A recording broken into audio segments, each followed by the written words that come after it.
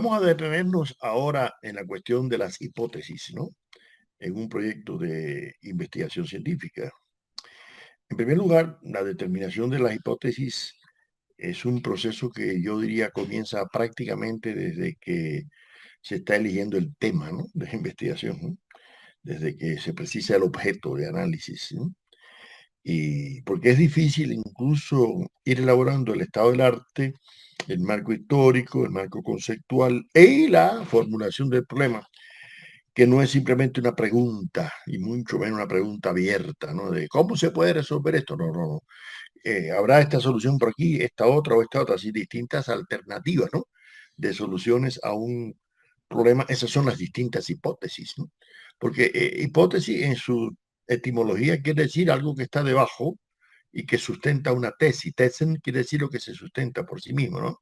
Y la hipótesis es lo que puede ayudar a dar una determinada respuesta a una interrogante para solucionar una situación problemática, porque la cuestión es que a veces se confunde la situación problemática, que es, bueno, el problema que hay que resolver desde el punto de vista práctico, inmediato, de mejorar una empresa, un sistema educativo, un sistema de salud, financiero de un banco, o una situación social de un barrio, de una ciudad, de una población, o cualquier, esa es la situación.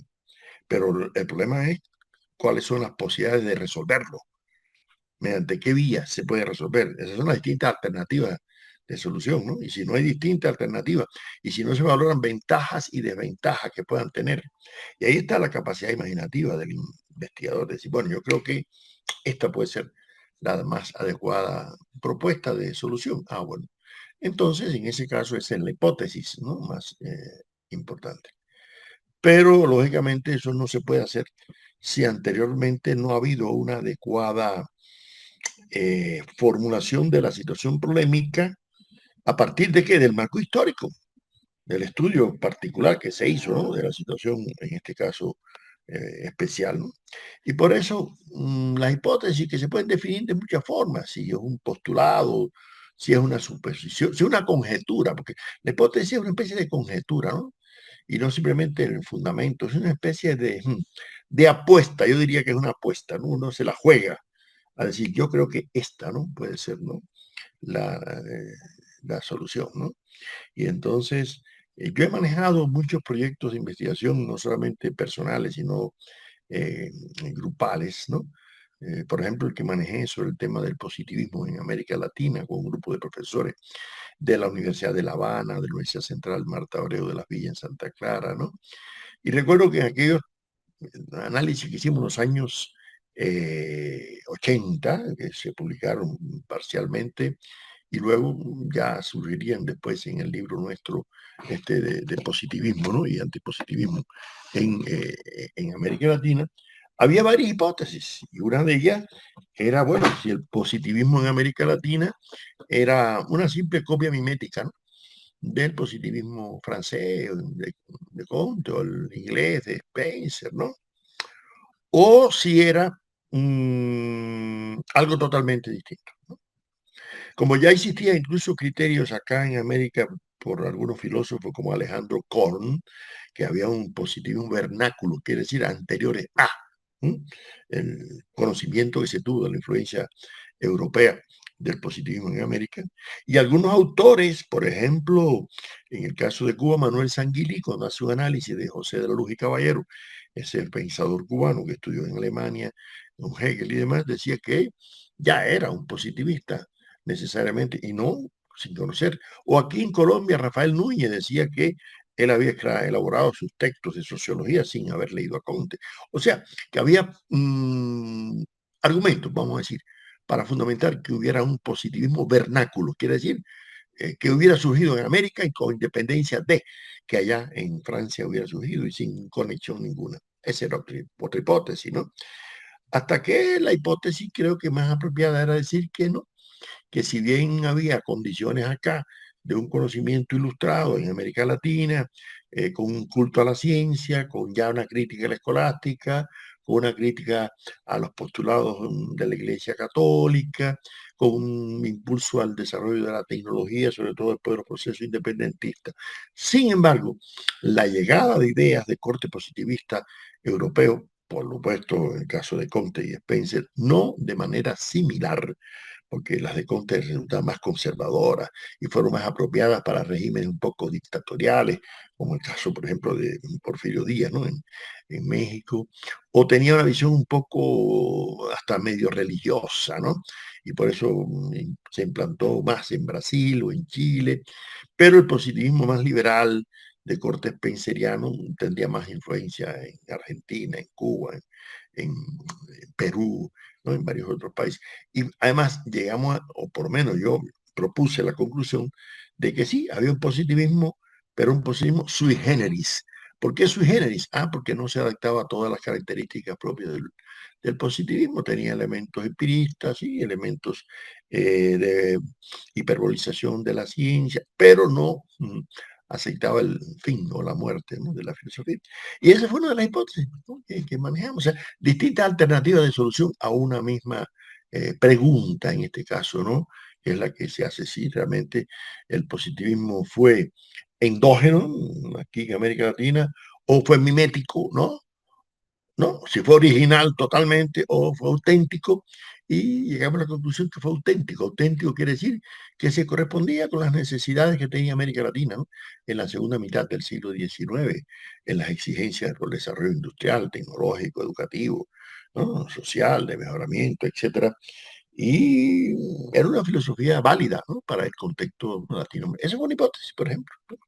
De conclusión, las hipótesis, decía Platón, que son planteamientos de los matemáticos, se refería básicamente. No olviden que Platón tenía un cartelito, ¿no? En su escuela, en la academia, que decía que aquí no puede entrar nadie que no sepa geometría. Claro, ¿por qué razón? Porque para tener el conocimiento de la geometría hay que tener un nivel de abstracción, y para la filosofía mucho más, ¿no? Entonces por eso es que Platón exigía que al menos, ¿no? Se tuviera conocimientos de geometría, ¿no? Entonces, pero decía Platón, eh, las hipótesis son planteamientos de los geómetras, pero son suposiciones que necesitan una validación. Fíjense bien. Platón, que era un idealista y que daba más importancia a la idea que al conocimiento empírico, sin embargo, decía que una hipótesis, hasta que no se valide, no tiene realmente, reitero la redundancia, validación. Esa es la realidad. Y Aristóteles decía que bueno, las hipótesis eran un posible significado de un principio de demostración, ¿no? Pero nunca son de absoluta credibilidad. Así decía, ¿no? Aristóteles, ¿no? O sea que las hipótesis son conceptos que se van enriqueciendo, y con el desarrollo de la ciencia moderna, ¿no? Aparecen nuevas formas, ¿no? De conocimiento hipotético, ¿no? Pero aún así, por ejemplo, Newton, cuando le preguntaron cuál era la causa de la gravitación universal, él dijo que no sabía, no podía explicar, ¿no? Entonces, si usted no tiene argumentos para fundamentar algo, no puede fundar, ¿no? Ninguna hipótesis. Y por eso es bueno conocer, ¿no? La situación histórica, ¿no? Kant, a su vez, en la filosofía le dio mucha importancia, ¿no? A esos temas, ¿no? Entonces, hay algunas hipótesis que no se pueden fundamentar adecuadamente, entonces dejan de ser, ¿no? Hipótesis, ¿no? En la filosofía más contemporánea, en el siglo pasado, el Círculo de Viena, que estaba formado básicamente por físicos, ¿no? Llegó a considerar que el contenido de la ciencia lo conformaban básicamente hipótesis que debían ser demostradas, pero bajo el principio del verificacionismo, o sea, que tenían que ser empíricamente demostradas o por deducciones eminentemente lógicas. No olviden que el neopositivismo que caracteriza a esta filosofía tampoco le interesa mucho conocer las causas, ¿no? De los fenómenos, ¿no? Sino lo que ellos llamaban enunciados protocolarios, es decir, la articulación de una proposición con otra proposición que sea lógica. Y por eso se le conoce también con el nombre de positivismo lógico, ¿no? Ahora, las hipótesis siempre guardan una relación proporcional con la experiencia, ¿no? En el mismo sentido que mantienen, ¿no? Con relación al conocimiento teórico una adecuada articulación. Es decir, son como mediaciones, ¿no? entre lo teórico y lo empírico, ¿no? A veces una hipótesis se elabora para esclarecer un fenómeno empírico, ¿no? Por ejemplo, bueno, vamos a tratar de demostrar que la causa de una enfermedad es determinada bacteria y eso es importante en la medicina, porque si usted no conoce del tipo de bacteria que tiene el enfermo, tal vez no utilice el antibiótico adecuado, ¿no es así? Y entonces un médico, a partir de una serie de síntomas, pues presume que aquel enfermo tiene esa, ¿no?, características propias de un tipo de enfermedad, aunque los médicos siempre dicen que no existen enfermedades, sino enfermos, ¿no? Porque cada persona tiene una serie de componentes individuales que se conjugan y por lo tanto no es algorítmico. Si fuera así, se podría resolver los problemas con computadora, ¿no? Y no necesariamente ir a ver al clínico, ¿no?, al médico internista, para que haga una evaluación holística, integral, compleja, ¿no?, del enfermo. Otras veces, el momento empírico de la hipótesis puede ser determinante casi, ¿no?, pero no exclusivo en la conformación de la hipótesis, porque puede haber una serie de otros factores, ¿no?, condicionantes que favorecen, ¿no?, que un fenómeno de carácter político, de carácter económico, de carácter religioso, de carácter social, dé lugar, ¿no?, a que, ¡pum!, se produzca un determinado fenómeno. Pero si no hay los otros condicionantes, la hipótesis no va a funcionar, no. Hay que tomar en cuenta ese enfoque holístico, ¿no? Ahora, también a veces las hipótesis se elaboran para validar, ¿no?, teorías que ya anteriormente han sido elaboradas, ¿no? Y debe ser, pues, ampliada, generalizado, ¿no?, la validez de esa hipótesis, ¿no? Y por lo tanto, la hipótesis ha tenido en cierta medida un valor y va a tenerlo siempre, ¿no? Aun cuando algunos investigadores, desde una presunta postura muy posmoderna, ¿no? No, que yo no utilizo hipótesis, pues mi investigación es hermenéutica. Bueno, está bien. La interpretación es válida, claro, en cualquier investigación, pero a veces cuando yo he dirigido algunas tesis en algunos países y un proyecto, me dicen, no, que eso, utilizar hipótesis, eso es positivista. Entonces, le digo, bueno, entonces Platón y Aristóteles eran positivistas también, ¿no? Sí, porque si ellos utilizaban hipótesis, le dan valor, o sea, ya hace 25 siglos, ¿no?, tenían, o al contrario. Entonces no se puede reducir a que sea utilizar las hipótesis. Señores, en la investigación científica es difícil, ¿no?, que se pueda desarrollar un proyecto con cierta rigurosidad si usted no valida una hipótesis. ¿Y cómo la valida? Bueno, a través de variables cuantitativas o cualitativas que vamos a ver en otro video, ¿no es así? Y que hay innumerables formas de variables, igual que hay innumerables formas de hipótesis. Yo no voy a detenerme en mi libro sobre dirección y asesoría de la investigación científica, que ya he dicho, ha sido publicado en Cuba, en Colombia, en México, en España, y fue premiado por la Academia de Ciencias de Cuba. Hay muchos ejemplos particulares, ¿no?, de hipótesis que pueden ser útiles, ¿no?, a los investigadores. Ahora, yo creo que lo mismo en las ciencias particulares que en la filosofía, que no es una ciencia, es un saber de un grado, de otro nivel de abstracción. Deben concebirse a las hipótesis como presunciones, ¿no?, suposiciones, conjeturas o proposiciones que indican una posibilidad o una probabilidad de que algo haya sucedido o suceda así, ¿no? O sea, que yo creo que las hipótesis son todo esto y algo más, ¿no? Aunque a veces se tratan de manejar en un sentido estrictamente estadístico. Miren, hay que tener cuidado. No se puede reducir la realidad solamente a lo cuantitativo. Más adelante en otros videos analizaremos también los métodos cuantitativos. Recuerde que Max Twain, que no era un físico ni un filósofo, decía, existe la verdad, la mentira y las estadísticas, ¿no? Y Lenin decía, bueno, las estadísticas lo demuestran todo, las estadísticas no demuestran nada, depende de cómo se manejen las estadísticas. Entonces no es que uno reniegue de las estadísticas son válidas, pero hay que tomarlas con cuidado, porque hay mucha subjetividad en el manejo, ¿no es así?, de las estadísticas y sobre todo, si las hipótesis se reducen a lo cuantitativo en una investigación, esa investigación va a ser muy sesgada, pero muy sesgada. En verdad, la investigación tiene que ser muy holista, muy compleja, muy sistémica, ¿no? Muy integral, y por lo tanto deben tener en cuenta tanto las determinaciones o variables cuantitativas como las cualitativas. O sea, las hipótesis son un sistema coherente, fundamentado, sistematizado, ¿no? De proposiciones que se dirigen a descubrir una verdad que se busca, ¿no? Pero sin prejuicios, ni favorables ni desfavorables. Esa es la realidad. Mario Bunge nos decía en aquel curso que nos dio en la Academia de Ciencias de Cuba en el año 82, que el centro de actividad cognoscitiva de los seres humanos son las hipótesis y no los datos. Los datos se acumulan para utilizarlos, decía este epistemólogo argentino, como evidencia, ¿no? A favor o en contra de hipótesis, pero no realmente. Ahora, yo no voy a detenerme en todos los tipos de hipótesis y las clasificaciones que existen. Solamente voy a manejar dos importantes: las hipótesis de trabajo y las hipótesis reales. Las hipótesis de trabajo surgieron ya en el siglo XIX, cuando un físico austríaco llegó a plantear, ¿no? Ernst Mach, que cuando no se tienen suficientes elementos para validar o para negar algo, se supone una especulación, una hipótesis un poco arbitraria, ¿no?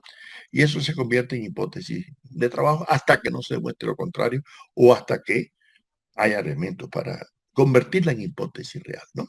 O sea, que si bien las hipótesis reales son producto de fuentes de información bien fundamentadas, abundantes, seguras, ¿no?